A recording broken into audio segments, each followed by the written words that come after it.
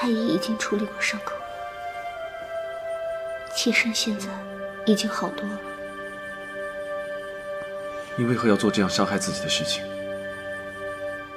妾身觉得对不起陛下。此话怎讲？臣妾怀了陛下的孩子，太医说已经有3个多月的身孕了。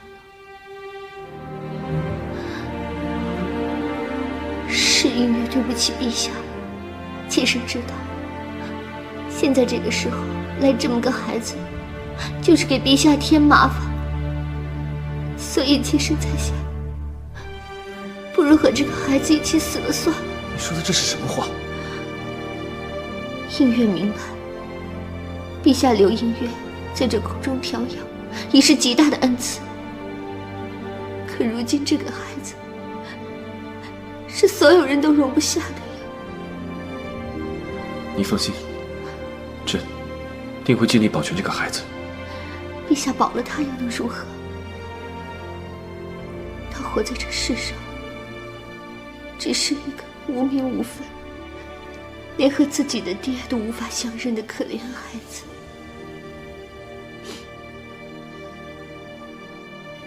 你放心，既是朕的骨肉，朕定不会让他受一点委屈。若是这孩子真的有了名分，姐姐知道了这件事情，会不会心里过不去呢？是妾身对不起姐姐，可是这孩子毕竟是妾身的亲生骨肉，妾身也不能对不起自己的孩子啊。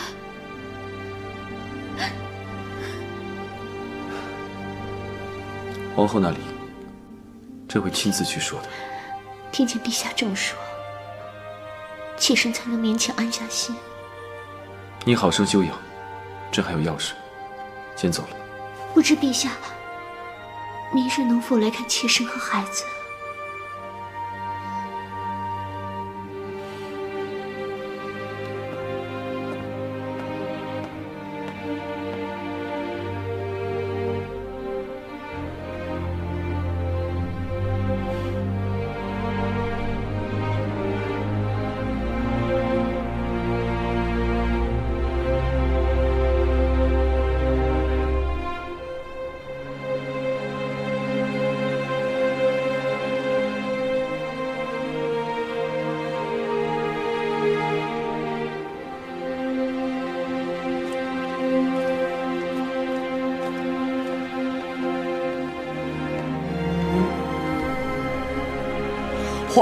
不必通报，朕这就走了。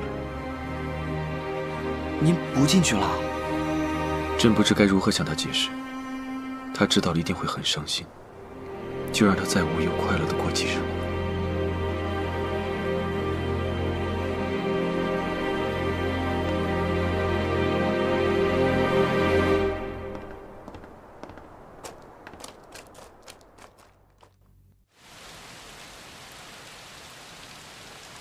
两只小蜜蜂呀，飞到花丛中呀，飞呀，哇哇，飞呀，啊啊，飞呀。张太医到。小张，我没叫他呀。娘娘您忘了呀？咱们宫里太医要定期例行为娘娘把脉，看一下可否有隐藏的病症。哦，把他叫进来吧。嗯。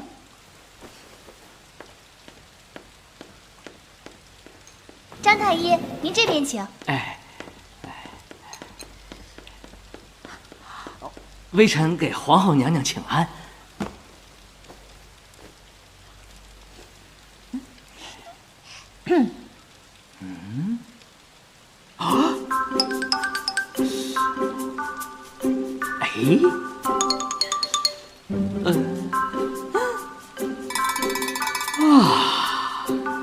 小张，看你这表情，我是不是病得很复杂？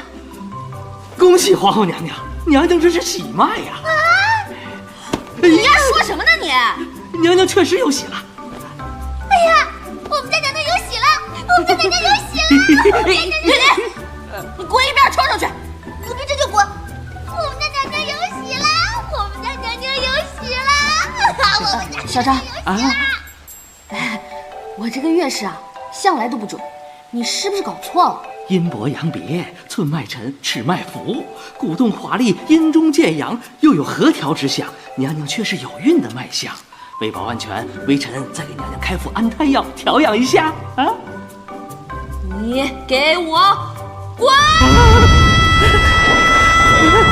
好，微臣这就滚。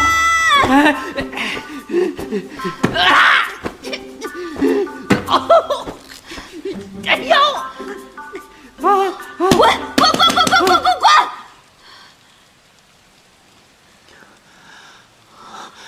我怎么没有发现呢？难道因为我是男人，没感觉？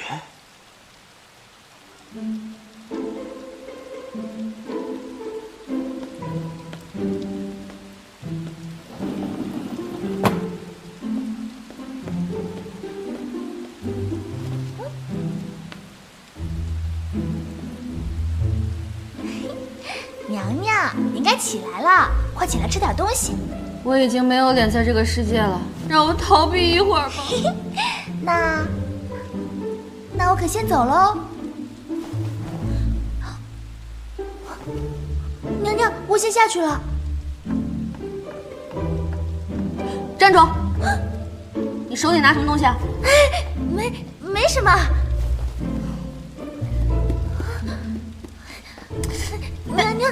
娘娘真的没什么，是张家托人送来的东西。拿出来给我看看，拿出来给我看看。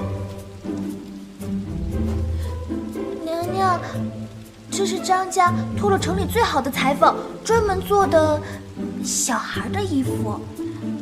张家，这什么意思啊？我前脚刚怀孕，后脚衣服都做出来了。娘娘，您不是常说有备无患吗？到底什么情况？你给我说清楚了。娘娘，我真没打算骗您，只是要是提前跟您说了，您定是不会答应的，所以才生米煮成了熟饭。说下去。我说了，娘娘你可千万要受住了，万不可做出什么傻事来。其实娘娘没有怀孕，那张太医是家里买通了，才说娘娘怀孕的。什么？我没怀孕？太好了！哎，过来。那你快跟我说说，家里人为什么要这么做？前几日幽兰殿又招了太医，家里觉得蹊跷，便暗中托人询问，谁知道江氏那小贱人竟然被诊出了身孕了。江氏怀孕了？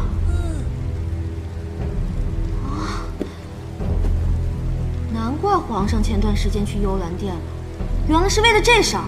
娘娘，你可一定要忍住啊！就算是打掉了牙齿，也要活着写往肚里咽。你再说一遍，怀孕的不是我，是江氏。家里人怕江氏有了身孕便可肆意妄为，于是便收买了张太医，将娘娘也把出喜脉了。这样一来，找个机会除掉江氏的孩子。你们真的太狠了，真是最毒不过妇人心呐！娘娘，家里人知道你性子烈，怕事先告诉了您，没准啊，您会打到幽兰殿去，到时候再惹得皇上厌弃。以后这种事情千万要与我先商量。假怀孕是正房该干的事吗？到时候玩线了，会不会也伤害到我呀？你赶快去跟夫人传个话，下面我要说的，你每句都给我记清楚了。娘娘，您说。第一，江氏肚子里的孩子必须保住，这件事情我另有安排。第二，齐胜不是傻子，赶紧叫家里想办法，把我肚子里这个假货名正言顺的拿出去。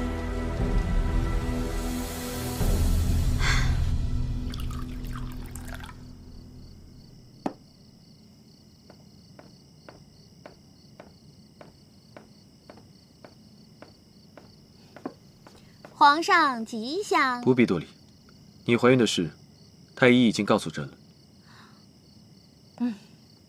就算太医不跟你说啊，你也知道了。今天早上绿篱啊，在我宫门口发羊角风，闹得沸沸扬扬的，整个宫都知道了。有什么吃穿用上的需要，尽管和内务府提。皇上，你也别因为我有了身孕，就冷落了幽兰殿那边，毕竟那边也需要你啊。你知道了。哎，皇宫就那么大，有什么事儿能瞒得住啊？再说了，这又不是什么坏事儿，我们大家都为您高兴呢，是吧，强公公？你这是在说反话吧？朕并不是有意要瞒着你的，只是那天你的态度，令朕实在无法开口。皇上，我可是真心实意的为你高兴。你高兴什么？我为皇上高兴，为江妹妹高兴，也为我自己高兴。你自己高兴是为什么？因为怀孕的不是我啊。皇上，你看哈，如果我跟江妹妹各生一男一女，就太好了，将来也是个伴儿。皇上呢，也早日儿女双全了。所以啊，我是真心实意的为你开心啊。别说了。哎呀，皇上，你可千万别因为我冷落了江妹妹，你就大胆放心的去照顾她啊。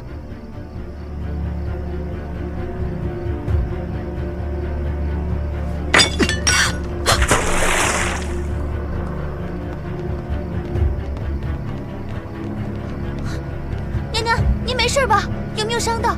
快让我看看。没事，齐胜啊，这是在和自己发现的。皇上真的没有打您吗？刚才动静那么大，快让我好好看看。没事儿。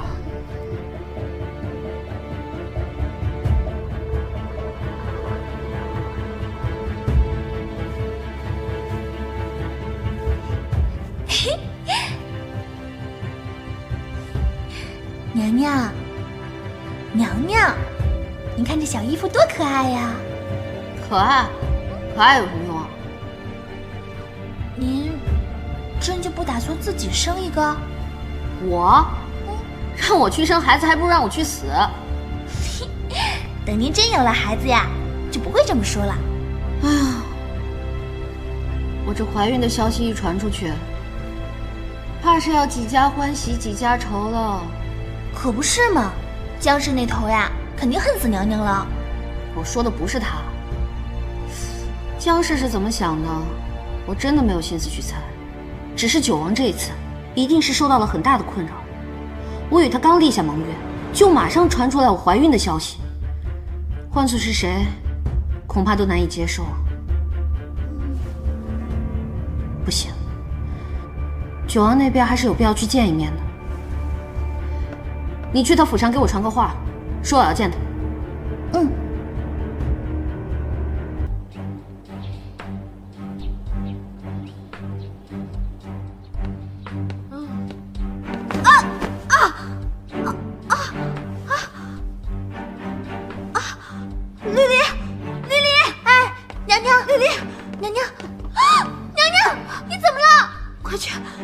快把太医叫来！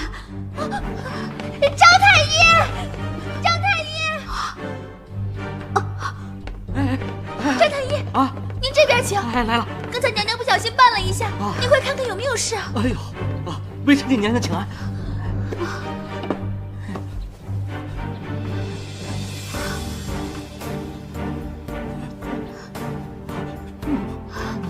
我今天不打你，快点。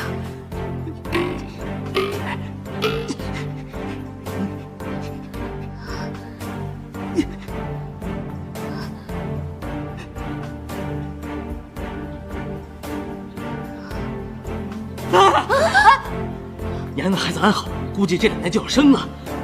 娘娘再让微臣给您看看吧。啊！看他们什么看？信不信我拍死你？哎，别！哎，娘娘别！微臣告退，微臣告退。哎，告退。哎呀！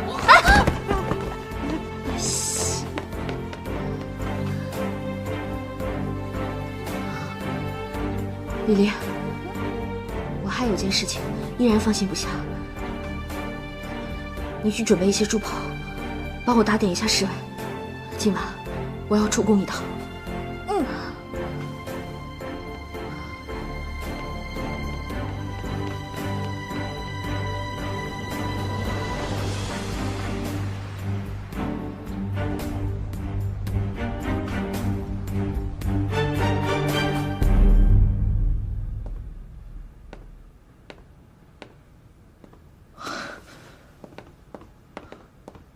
鹏鹏，快请坐。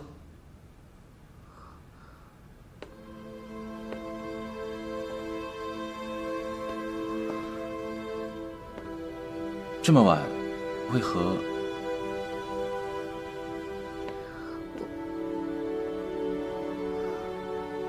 到底发生什么了？不知久往，还记得你给鹏鹏的承诺？鹏鹏是为了此事。这个孩子马上就要出生了，现在我是坐立不安，夜不能寐，生怕他有什么闪失。鹏鹏大可放心，对于本王许下的承诺，历历在目，字字在心。我不想像现在这样婆婆妈妈的，可是，到底我要怎样做你才放心？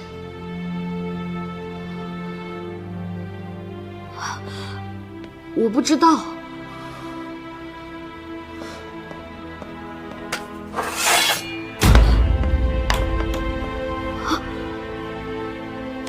九王，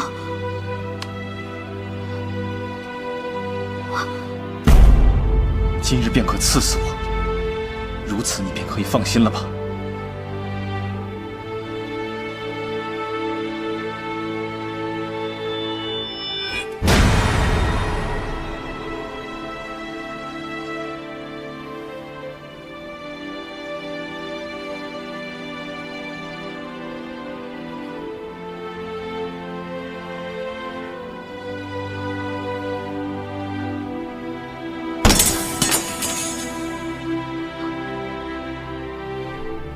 我信了你。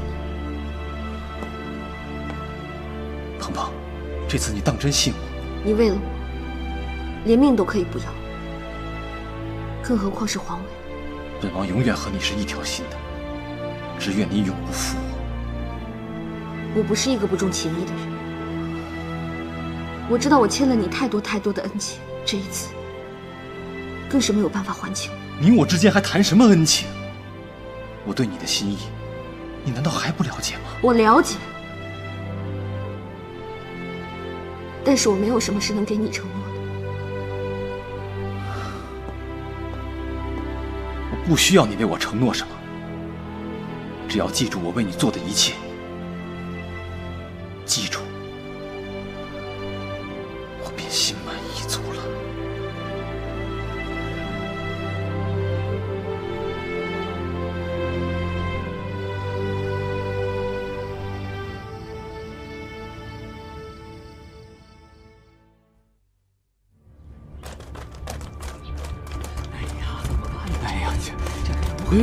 皇上，皇上，要生了，你们怎么还在外面？罪臣该死，罪臣怕惹娘娘烦，就出来了。朕进去看看。哎，皇上还是不要进去为好，人多了不利于生产啊。他进去多久了？约2个时辰了。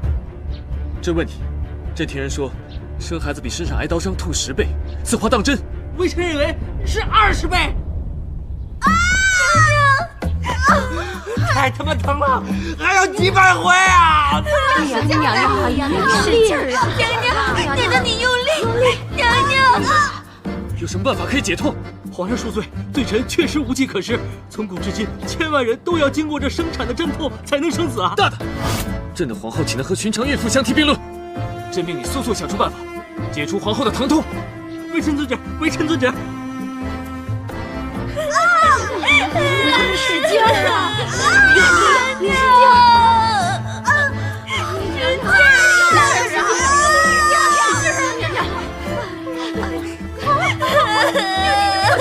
娘，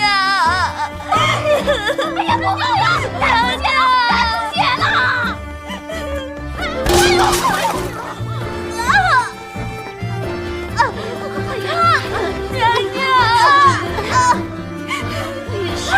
娘娘，来，我们一起把它拔出来，使劲！1、2、3，哎呦！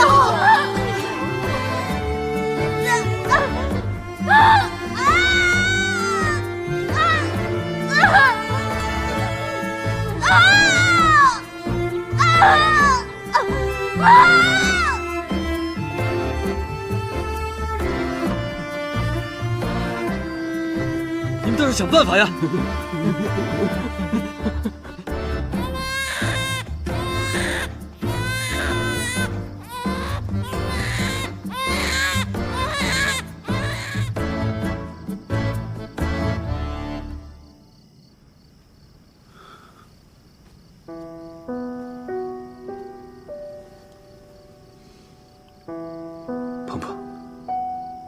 你受苦了。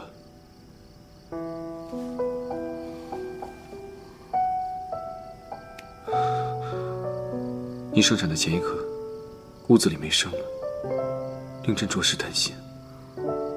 都喊得没力气了，哪儿还喊得出声啊？生了皇子，你爱吃的那些孙，也算没白吃。生男生女，对我来说都一样，只要健康就好。你见孩子了吗？梅言很想你。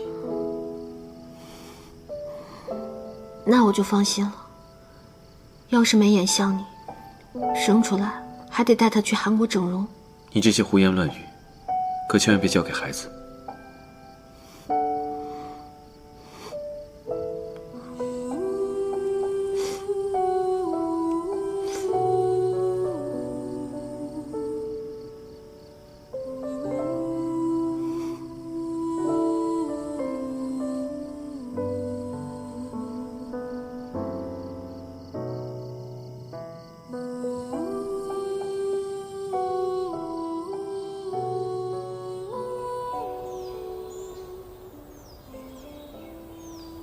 娘娘，自打您生了小皇子以后呀，就变得越来越有女人味儿了。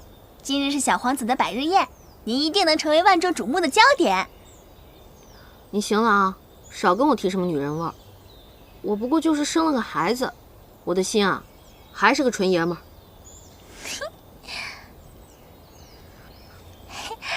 娘娘，您和皇上真是越来越恩爱了呢。前一阵子刚送了一个荷包，今日又要送一个。这个荷包不是送皇上的，这是送九王的。啊！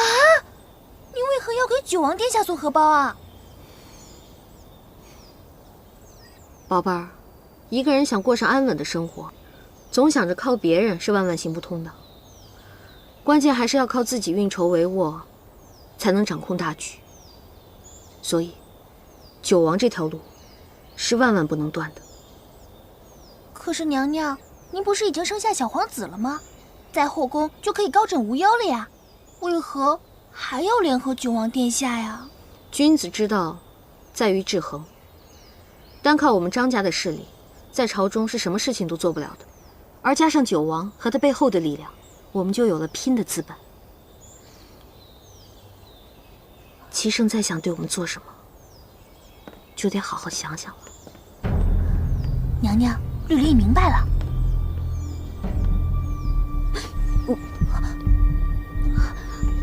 皇上吉祥，皇上吉祥。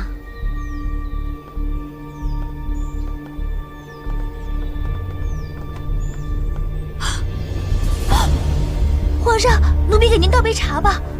哎呀，不必了，朕不喝。是。站住！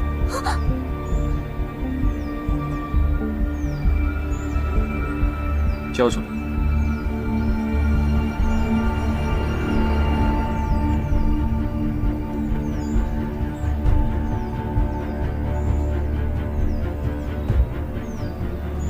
交出来！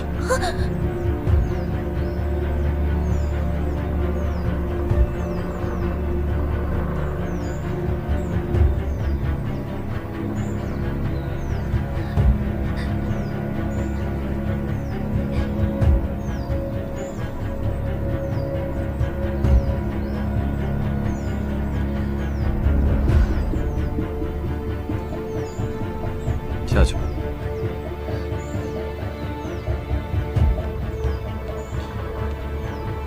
今日是小皇子的百天宴，朕特来接你一同前往。不知道皇上给孩子准备了什么礼物？无价之宝。无价之宝。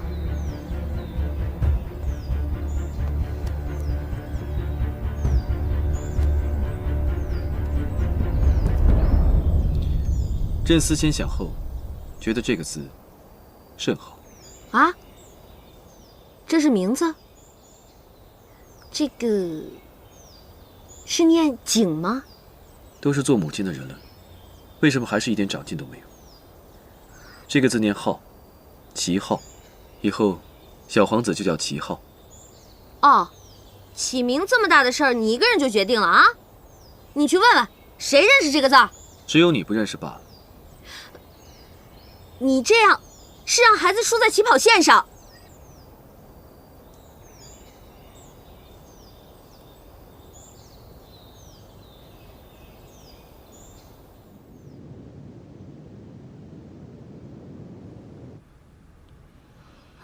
皇上啊，依旧一副冰山脸，人家那么美，他都不看呢。你这一脸烂包，皇上怎么可能会看呢？我们还是做一个嗑瓜子儿的、安安静静的美女子。老二，你可不能再像那断了线的风筝似的，一天到晚四处瞎混。告诉哀家，你那根断了的弦何时才能连上啊？断了的弦该怎么连？我的情伤还未痊愈，不敢再谈情说爱了。皇祖母，希望您能谅解。你说你好好个孩子，怎么就为那么个狐妹子？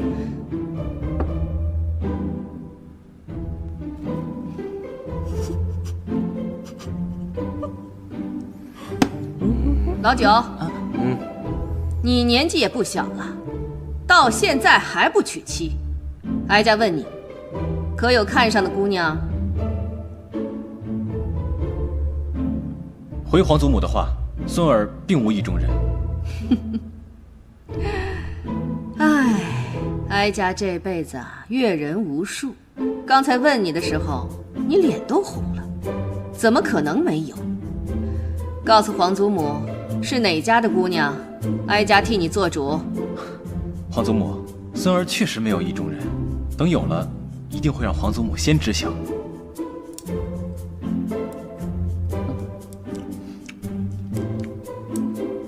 鹏鹏，来，到哀家这边来，哀家有话要问你。皇祖母，什么事儿？你说姓杨的这个臭小子，都已经结婚了，他怎么还不放过我的乖孙子？你该不会是怀疑他们俩搞 gay 吧？什么是 gay 啊？段秀琴，我看像。哎，我跟您说吧，他们两个真的是特别好、特别好的朋友，直的都不能再直了。我偷偷告诉你吧，那些天我还在青楼碰到他们了呢。哎，那哀家就放心了。哎，鹏鹏，你为什么去青楼啊？皇祖母肚子疼。哎呀，我们去给皇上敬酒。皇上，我们来敬您酒啦。皇上，请喝。哎，皇上，九哥，尝尝我的你干嘛去酒啊？嘛，来嘛。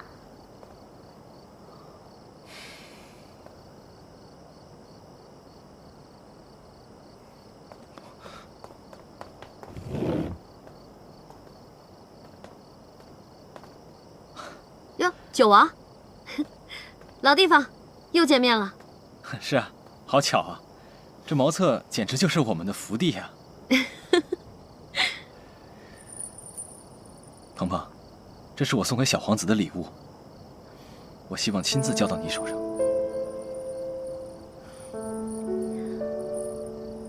太精致了，九王，破费了。这虽然是我送给小皇子的，但是却代表了我对你的心意。这个送你。我知道，你怕我有了孩子以后心态就变了。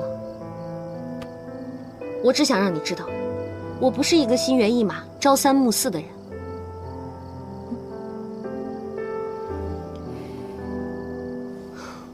在江北时，是谁落井下石，对我痛下毒手？又是谁挺身而出，带我逃出升天？这件事情，我这辈子都不会忘记。鹏鹏，我确实有过不放心，但是现在看来，是我心胸狭窄了。所以我把这个荷包送给你，代表我的心意，希望你能明白。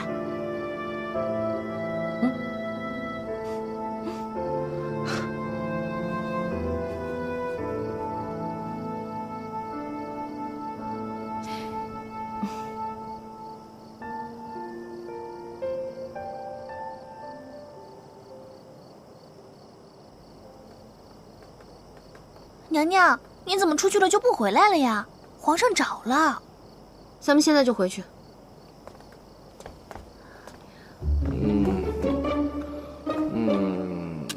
哎呀，历史真是惊人的相似。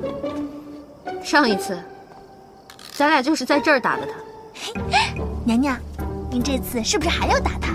您放心，奴婢绝对不会坏您的好事儿。哎，咱们这次不打赵王了。不打赵王了？那我们打谁啊？你个小丫头片子，年纪轻轻，整天想着打人。咱们这次啊，谁也不打了。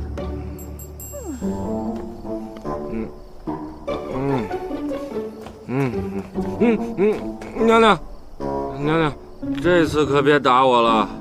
不打了，不打了。当真？那么今天我们只动口，不动手。我还有好多话想跟你说呢。坐。怎么了？这是又想僵事了？今天皇祖母还提起你续弦的事儿呢。续弦续什么弦呀？我已经看破红尘了。不就是一个僵事吗？啊，看把你给整的。再说了，你不是说你已经看破红尘了吗？为什么还拿着个酒瓶子灌自己啊？我没有拿酒瓶子灌自己，这只是一个摆设而已。我是觉得可惜呀。可惜什么？可惜呀，太可惜了。我那么英俊潇洒、高大威猛，又那么帅气的男人，居然看破了红尘，你让那些一般人怎么办呢？哎呦，怎么活呀？你还真是传说中的自恋狂魔呀！这正是我多年来的心头苦啊！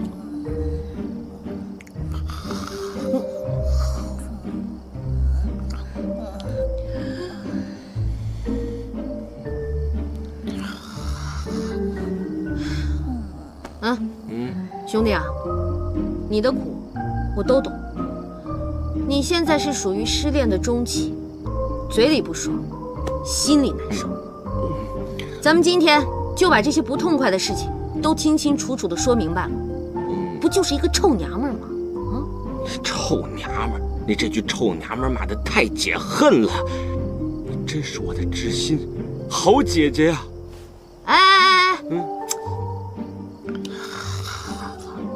知心大哥，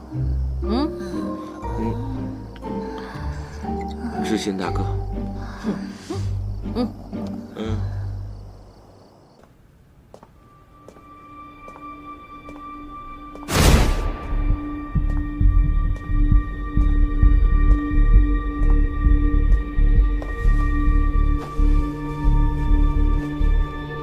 九哥，这么丑的荷包哪儿捡的？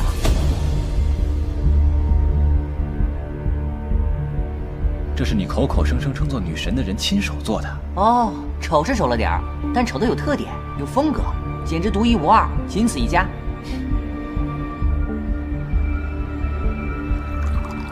九弟啊，你该同朕喝上一杯。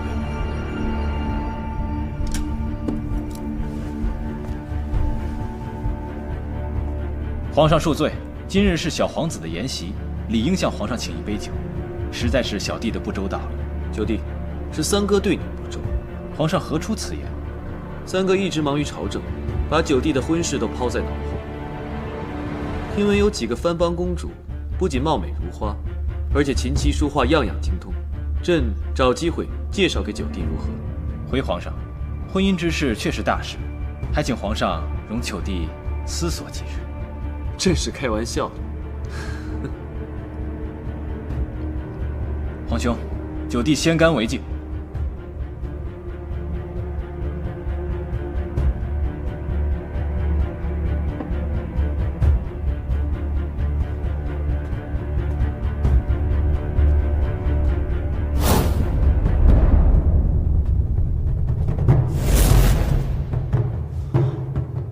怎么我去了一趟厕所，这里就充满了一股火药味儿？这是战争一触即发呀！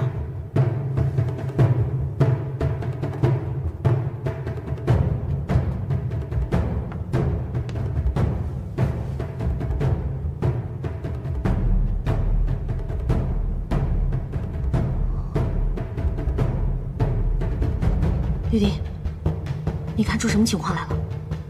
绿丽，绿丽还在凉亭里睡觉呢。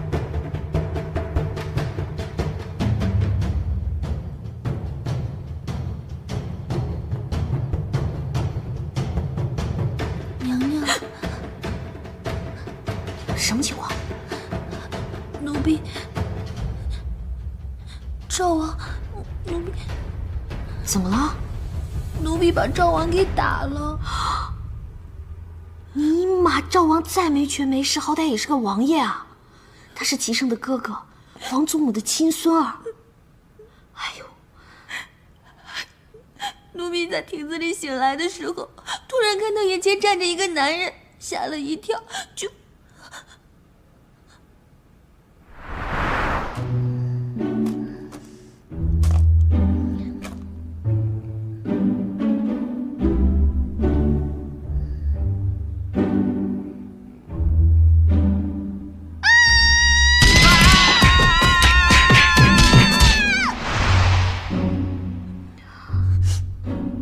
宝贝儿啊，以后咱打人不打脸啊，打屁屁好不好？娘娘，男女授受不亲。这回别人问起来可怎么说呀？哎呦，不过赵王呢？出去这么长时间，怎么还不回来？啊，也许是喝多了，在哪儿睡着了吧？李公公，去看看，别在外面睡着了。要是真睡着了，就把他扶回府里，别染了风寒。是。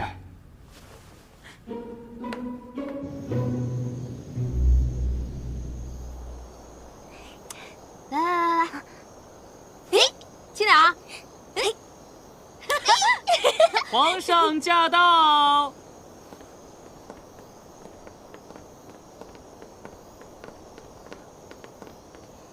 皇上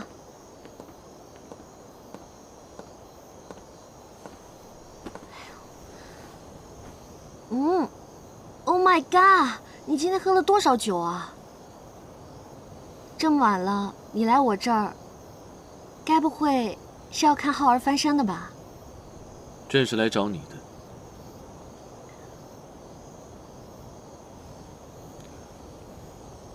这样的荷包，你到底做了多少个？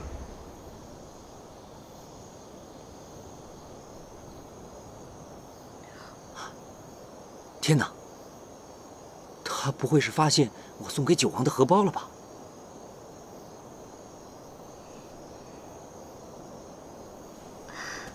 这样的荷包，我一共做了2个，一个给了你，另外一个，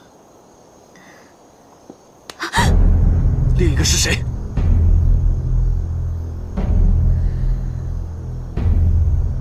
也姓钱。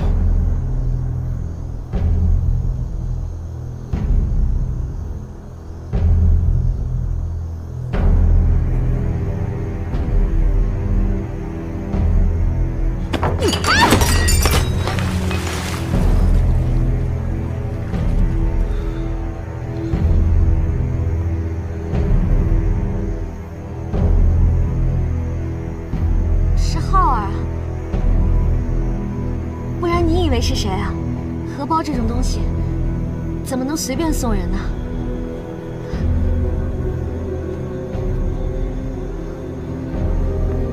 皇上，后宫的娘娘们看到了我给浩儿绣的荷包，都可喜欢了，这都成了宫中的爆款了。朕问你，今晚你为何那么晚才回延禧？你在外面遇见谁了？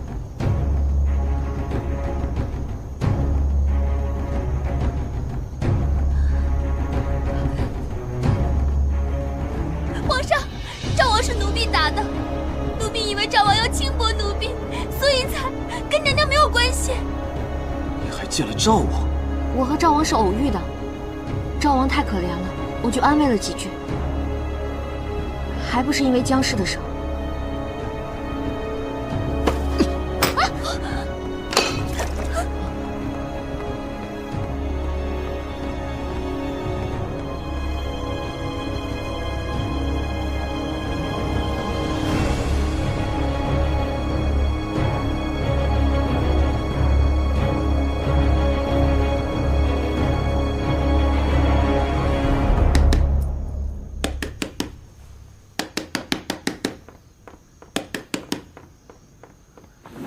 强公公，快让我见娘娘！娘娘，皇上派了奴才和另外2个人来，要杖杀绿篱。我就觉得今天这事儿没完，一直提心吊胆的。皇上回到大明宫，就把茶碗瓷瓶全都摔了，像是还不解气，就突然要下令杖杀绿篱。娘娘，您千万要救救绿篱，奴才没有能耐，除了报个信儿，什么也做不了。要是绿篱没了，奴才也活不了了。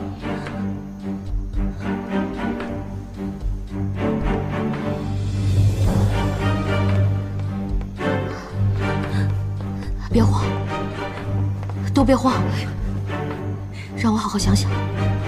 娘娘，这本就是奴婢惹的祸，奴婢自该去领罪。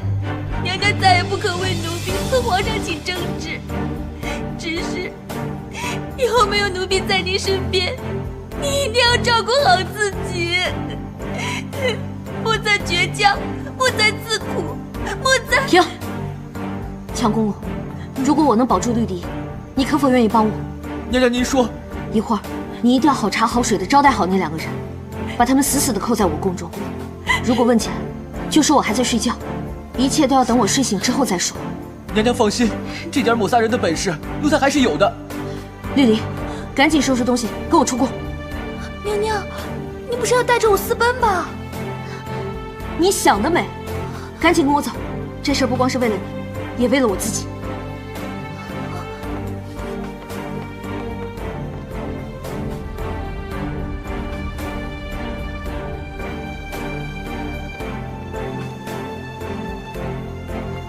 皇后娘娘，赶快去把赵王给我叫出来。皇后娘娘，赵王现在不能见你。让开！皇后娘娘，皇后娘娘，你现在不能进去。让开！你不能进去。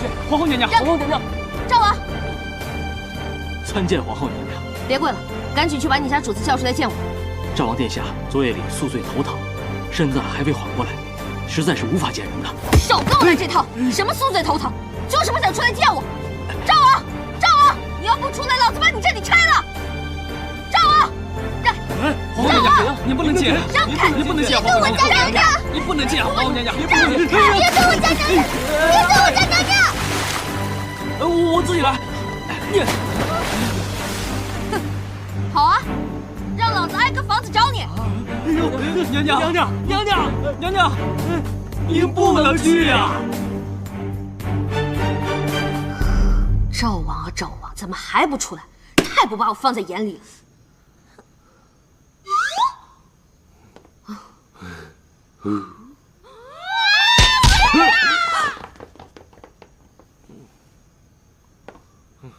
你织个面纱干嘛呀？怎么才来？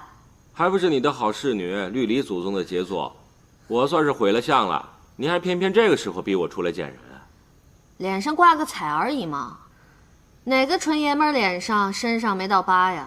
这叫有男人味儿。我很有男人味儿，并且我还是个纯爷们儿，不需要靠那些花里胡哨的东西来伪装自己。你纯爷们儿，纯爷们儿为什么还会做出那种蝇营狗苟、卑鄙虚伪的事儿啊？我做什么了？我做什么了？我做什么了？说吧，这事儿怎么办？这事儿，嗨，没事儿，我是纯爷们儿，不跟女人斤斤计较，我这点小伤过些时日就好了。皇后娘娘不必担心。我担心个毛啊！我是问你，你坏了我侍女清白这事儿，该怎么办？我，坏了她的清白。晚上的时候，不是你在凉亭里坏了她的清白吗？不然你脸上的那些伤是怎么来的？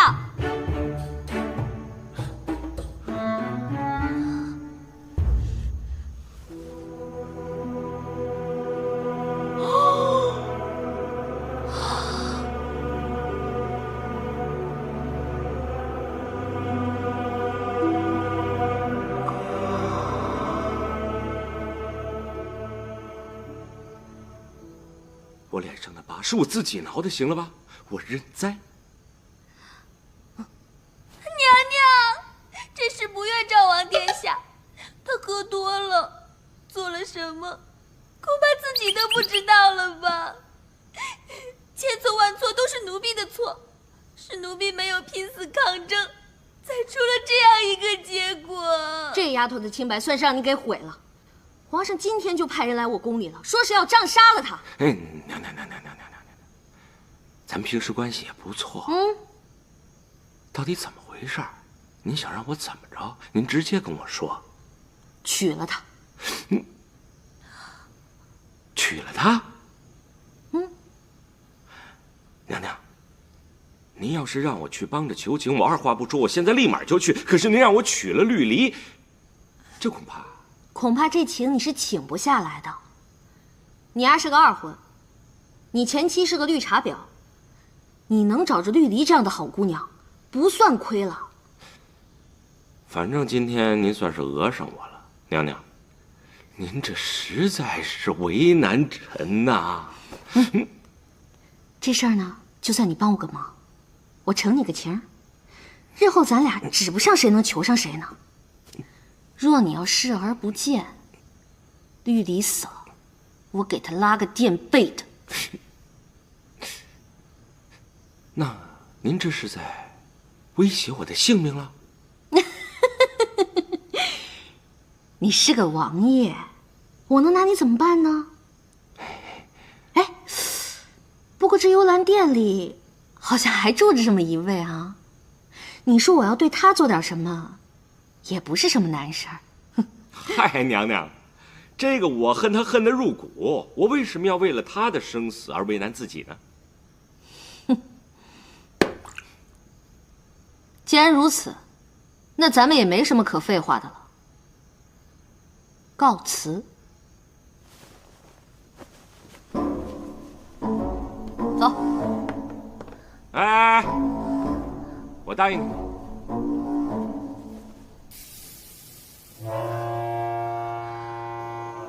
太皇太后驾到！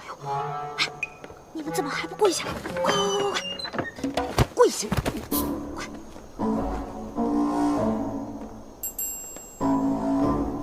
你们这是干什么呀？大半夜的都不睡觉，赶紧都起来吧。这是谁呀？打扮的如此怪异。啊，绿王。绿王。啊，赵王有事儿找您。老二啊，这面纱怎么能是你戴的？你说你堂堂一个7尺男儿，整天打扮的娘里娘气，就算是你有特殊癖好，你也不能自甘堕落、破罐子破摔啊！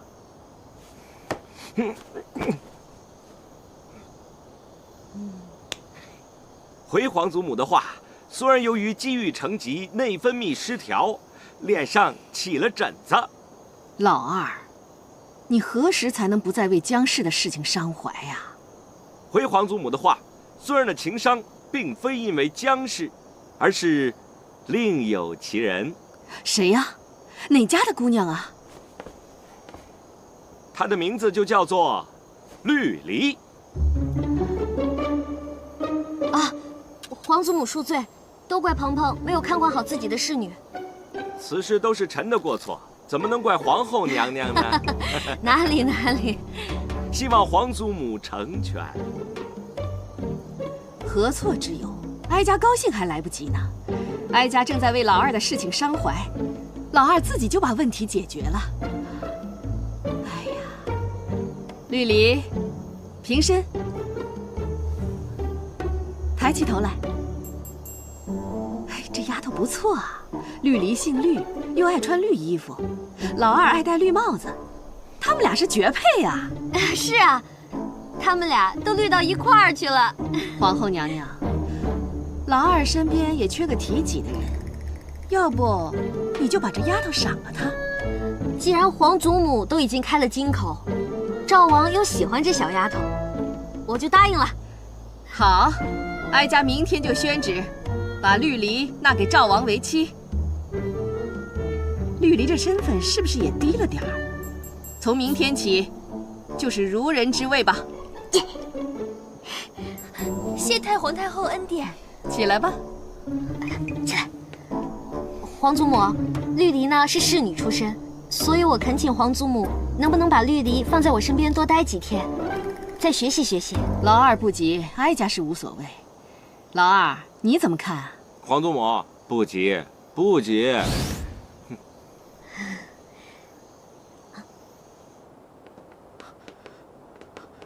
娘娘，你可算回来了。绿篱算是保住了。奴才就知道娘娘足智多谋，是用了什么法子？强公公，我对不起你，我让皇祖母把绿篱赐给赵王了。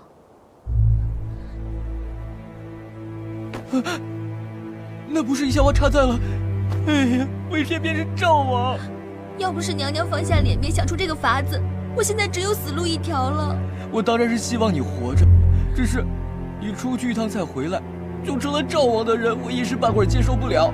我先去茅厕鼓会儿。强公公，办完正事再哭。是。你去告诉皇上派来的那2个人，就说绿篱已经被太皇太后赐给了赵王，要杀要剐，管他老人家要去。是，娘娘。好好的绿篱，怎么就上了赵王的贼船了呢？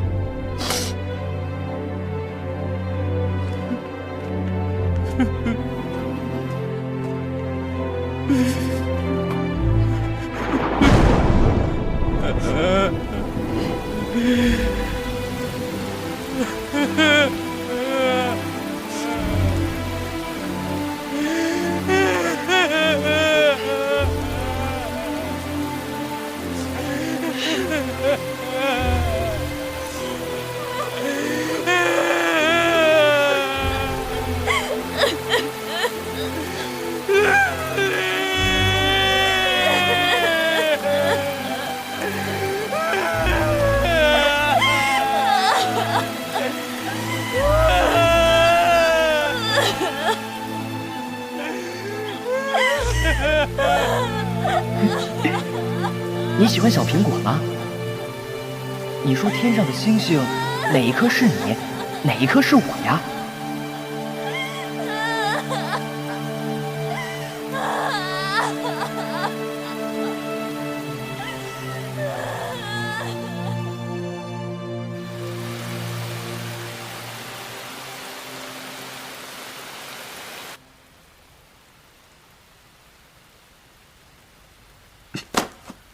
赐了婚。皇上，昨天晚上实在太晚了，没来得及禀报皇上，皇上恕罪。他的手段可真是够高明的。皇上，不管怎么说，皇后娘娘的贴身侍女没有受到处罚，皇后娘娘一定会感激您的。难道他真以为朕要杀人？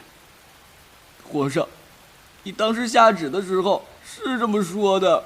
朕只是想让他来跟朕服个软，他竟然不惜一切代价去求这个求那个，就是不肯来跟朕认个错。最让朕心寒的，莫过于他竟然不懂朕的心。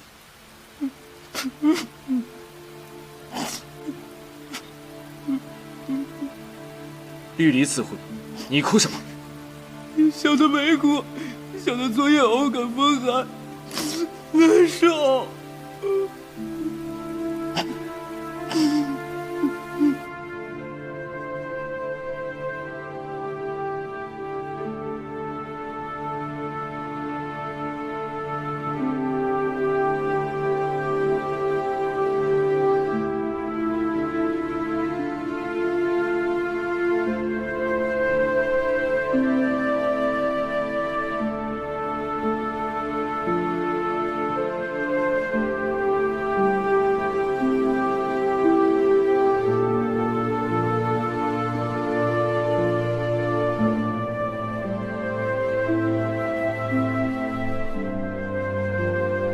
上，您出来看到这些花花草草的，心情是否好些了？不好，现在连个懂朕的人都没有，朕如何会好？走，去幽兰殿。是。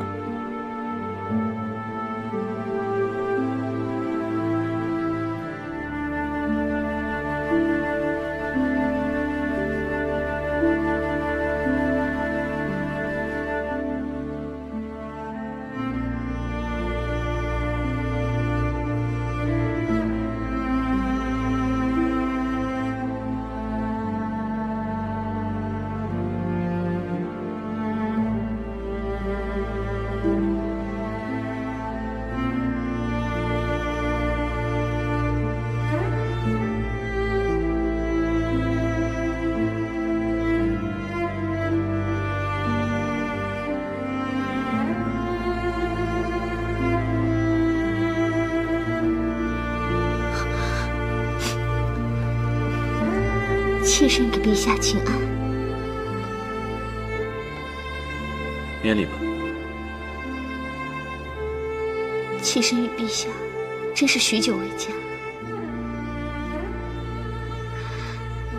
妾身看陛下气色郁结，不如妾身为皇上泡一杯茶，帮您通经活血吧。不必了，朕只是路过此地，歇歇脚便走。最近陛下可是因为政务而劳顿，妾身看陛下精神确实欠佳。陛下为了政务，恐怕只会劳顿疲惫而已。现如今，陛下脸上却写着烦躁不安，恐怕是为了一个情字吧。你以为你有多了解朕？不要自作聪明。妾身如果说错了什么，还请陛下不要怪罪。妾身不过仗着与陛下10几年的相识，妄自揣测陛下的心意，想要帮陛下排忧解难罢了。那你倒说说，朕所烦心的是什么？